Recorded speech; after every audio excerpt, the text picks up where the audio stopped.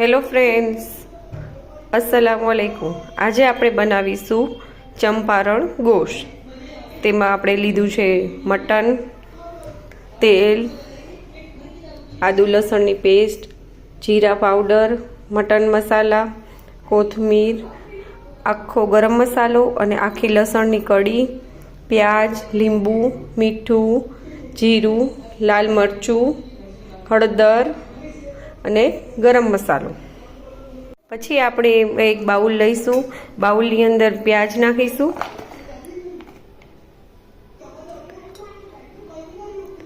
એની અંદર આદુ લસણની પેસ્ટ નાખીશું,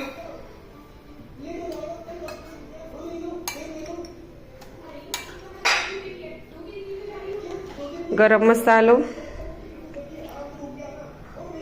હળદર,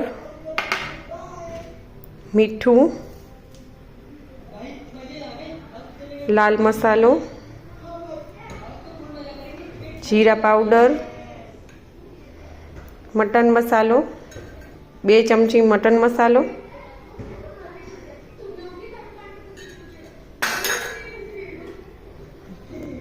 थोड़ी कोथमीर अने पहला आपणे एने एकदम मिक्स करी नाखवानुं छे।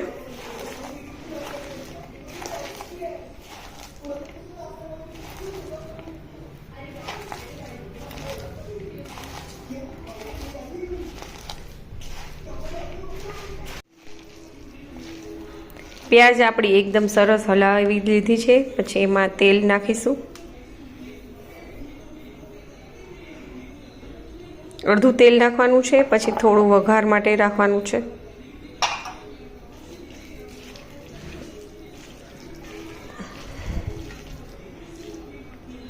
एमां मटन नाखी दईशुं,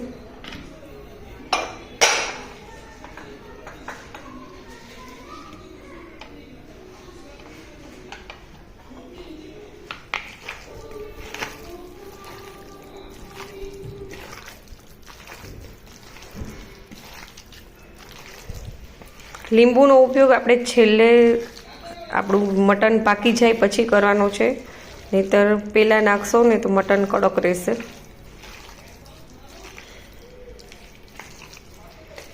હલાવાઈ ગયું છે, 1 કલાક એને રેસ્ટ આપવાનો છે।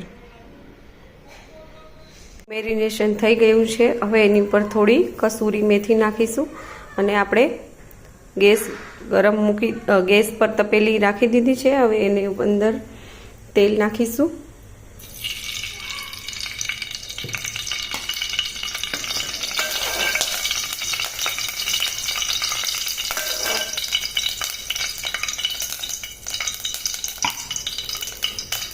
हवे आखुं लसण थोड़ुं 3-4 कड़ी लेवानी छे। आखो गरम मसालो, सूका लाल मरचा आ नाखी देवानुं छे।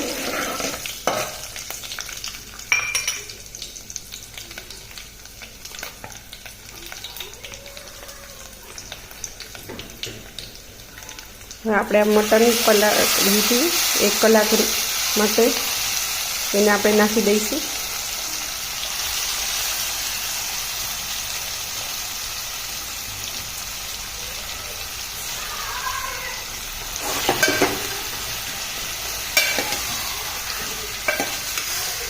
અને ધીમા આંચે થવા દેવાનું છે, એકદમ સરસ કલર અને ટેક્સચર આવશે।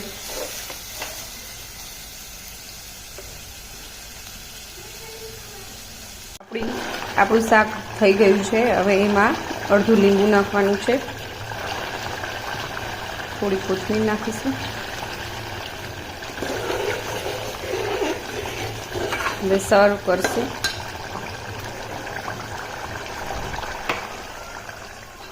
ગેસ બંધ કરી દીધું છે। ચંપારણ ગોશ આપણે સર્વ કરી લીધું છે। પસંદ આવે તો લાઈક, શેર એન્ડ સબસ્ક્રાઈબ કરજો।